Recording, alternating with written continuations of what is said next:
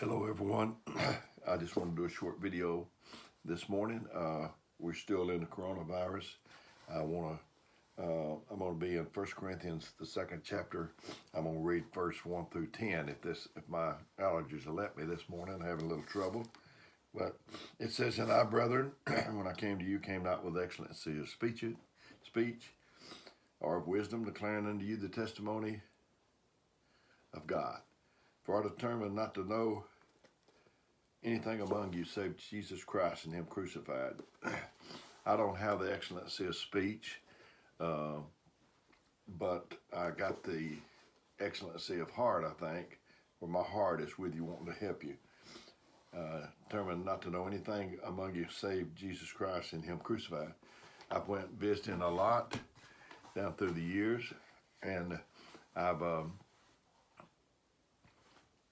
what typically happens to me on Saturday morning, I'll get up and we don't have church maybe that night, and I'll be in here in this very room praying, "Lord, where do you want me to go?" And maybe he doesn't give me an answer. It's getting on up towards lunchtime. I live about 40 minutes from Gurley, and if I'm going out that way to church, then I've got probably that many more minutes to go to wherever I may be going to church. So I know I need to leave probably 2 or 3 o'clock so I can go hit Highway 72 and go on. And if I don't have an answer, I'll take me a church directory with me, and I'll sit it in the seat beside me in the car. I start out the door here at this house, and my wife said, "Where are you going?" And I say, "I don't know." And she'll say, "Dale, you mean to tell me you don't know where you're going?" And I'll say, "Yes, I'm trying to tell you I don't know where I'm going. So I need you to pray for me." And I'll go, and all along the way, I'm saying, "Lord, if you want me to go anywhere, if you'll let me know in time, I'll sure try to go." So when we get on up, when I get on up through there, finally he'll tell me, and I've got the church director with me, so I call the minister of that church and say, "Are y'all having church tonight?" And if he says yes, I say, "Is it a good night for me to come visit y'all?" And I'll go on.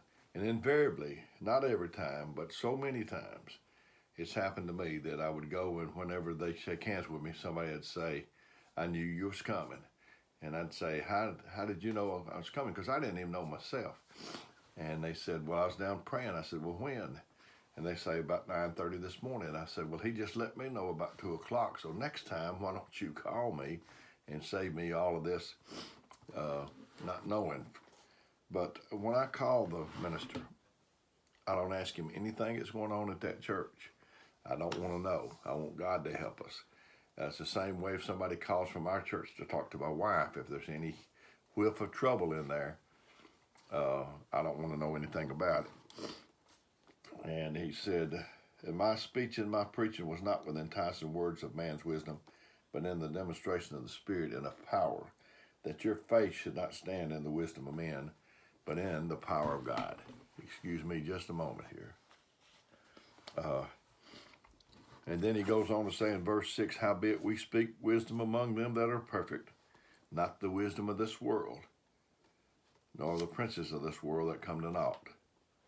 But we speak the wisdom of God in a mystery, even the hidden wisdom which God ordained before the world unto our glory, which none of the princes of this world knew, for had they known, they would not have crucified the Lord of glory." It said, "But we speak the wisdom of God," in verse 7, "in a mystery, even the hidden wisdom which God ordained before the world." Let me ask you something. Wisdom, we already know. We spoke about it in another video. We already know how precious that is, how much it's needed by God's people. If it is that precious, and God knows everything, He knows we need it, why would He hide it from us? Well, He didn't hide it from us. He hid it for us, so that when we get ready, it'll be available to us. He don't want to give it to us too premature. I heard a story about a man. He gave his son a gold pocket watch when his son was born, and but he got it for him when he was born, but he didn't give it to him. Because why didn't he give it to him then? because he couldn't handle it. If he gave it to him when he got 2 or 3 years old, he would beat it. He would have beat it to pieces. So that's the way we are. That's why God don't give us any more things than He does. He knows at this point in time that we don't have the maturity and that we can't handle it. And so he didn't give it to him at day one. He didn't give it to him on day two, year one. He didn't give it to him until he was able to handle it. The little boy was probably all around where that watch was. That's like the wisdom. It's hidden for us, not from us, but for us for when we get ready for it. And we've been all around it. But when we prove to God that we can handle it and do the right thing by it, I believe He'll give it to us. I thought about hiding things. I thought about Moses. Moses and Jesus, they were, at the time of their birth, they was out after them. They was trying to kill the little babies 2 years old and under or whatever. And so when Moses was born, his mother hid him. Where did she hide him? Now I'm asking questions and you're not able to answer me right now, but the purpose of me asking is to provoke your thought. Where did she hide Moses? In the house, I believe. You can read it. But not a house like this, not a house like you live in. 3-bedroom, a bath or two or whatever. Maybe you even got 4 or 5 bedrooms. But it was a Hebrew slave house. To me, I would think it was not much more than a tent. So how do you hide a screaming, crying baby in a tent? You can't, except God help you. So she hid him there, I think it was 3 months, and when she could no longer hide him, they made a little ark of bulrushes, put Moses in it, took him down to the river. His sister was with him, and let it go. And there at the river's edge, I think it said, or at the river, was Pharaoh's daughter. And so there he's floating down the river. How would you like to put I'm not talking about Goose Pond or Gunnersville Lake or something like that. How would you like to put your baby? I believe it was the Nile River. How would you like to put your baby in the Nile River? And where snakes, crocodiles, and all such is there. But anyway, somebody came and found him. And I would ask you, who was that? But I already told you just a minute ago. It was Pharaoh's daughter. Pharaoh's daughter? Man, isn't that the man that's trying to kill him? Yeah. And where did she take him? Now, I don't think she took him that very minute, but eventually he wound up at Pharaoh's house. Now we're dealing with King James. King James and the thous and the these, and it's pretty hard to understand sometimes. So I'm trying to put it in common language, maybe a little something that you can get a grip on. But she took him to Pharaoh's house. To me, that is so incredible. The man that's trying to kill him winds up, and that's where he's at. So I think he was a little older when she finally got him down there. But if he was a baby, now Pharaoh's buying his little diapers, his baby food, his milk. Pharaoh's providing everything, and we even eventually wound up providing his education. So that, to me, that is so incredible. And I already told you on another video that I sought after wisdom since I was about 11 years old, and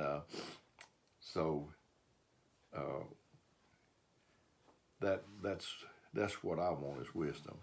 I know when Solomon, I think I even had a broadcast about Solomon. The Lord came to him in a dream and asked him what did he want, and he said understanding heart, I believe, but in essence he asked for wisdom. And God said, because you didn't ask for long life, you didn't ask for the life of your enemies, you didn't ask for riches, I'm going to give you all of those things. So he had an opportunity to test his wisdom.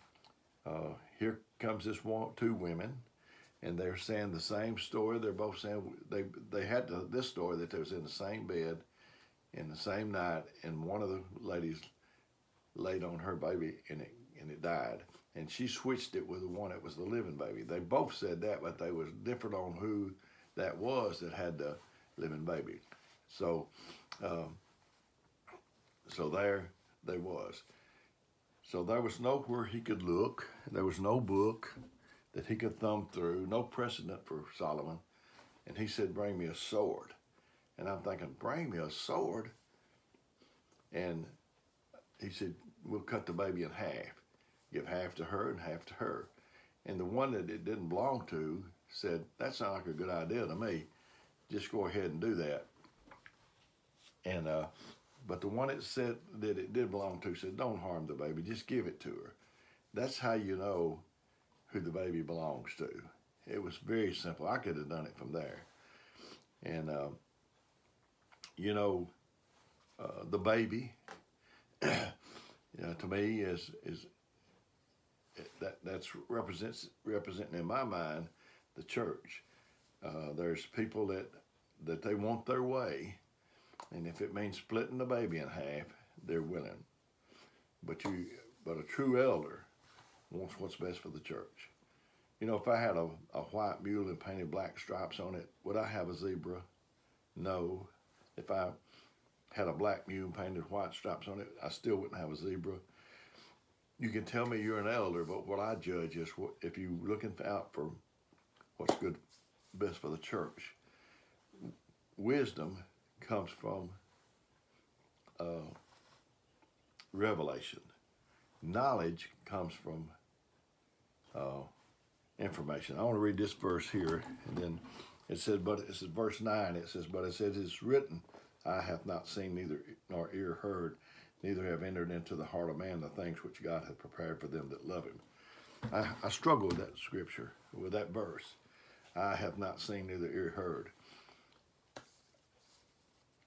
neither hath entered into the heart of man the things which God hath prepared for them that love him. And I believe that what he's talking about is wisdom does not come through the eye. It doesn't come through the ear. That's information. It comes through revelation. If you live long enough, make enough mistakes, correct enough mistakes, you're going to have experience and you're going to have knowledge. But that doesn't give you wisdom. And then the last verse says, but God hath revealed them to us by his Spirit. By his Spirit. But God hath revealed them unto us by his Spirit, for the Spirit searcheth all things, yea, the deep things of God. There are some deeper things. The common things lay just right on the surface, but for the deeper things, you have to get God to help you go deeper. I mentioned the Guntersville Lake. An old friend of mine, Brother Hubert Sampson, he's been gone since 1986. He told me that he went by the Guntersville, that body of water there at Guntersville many times. He said he saw the yachts. They had names, the Nina, the Marie, whatever the name was. And he said that just looking at those every time didn't tell him what was at the bottom of that river. And there's deep things of God. This just said, for God hath revealed them unto us by his Spirit. For the Spirit searches all things, yea, the deep things. So that tells me there's deep things and there's things that's shallow. If you went to the ocean hunting a sunken treasure and you just jumped off the side of the ship and went down in there to the bottom, you wouldn't make it. After a while, your lungs would just bust. But if you had on equipment, those tanks and whatever else that you call it that they put on. So in this way, in God's way, you can't get to the deep things naturally. It's a spiritual man that can get them. You got to put on charity and the things it talks about. Add ye faith, virtue, knowledge, temperance, and on like that. You got to add those things to go deeper. You got to lay off grudges. You got to do anything. You got to do the things. You got to make deposits, the plus things like loving and helping. The minus things are like grudges and unforgiving. So you got to do the positive things. We need to go deep.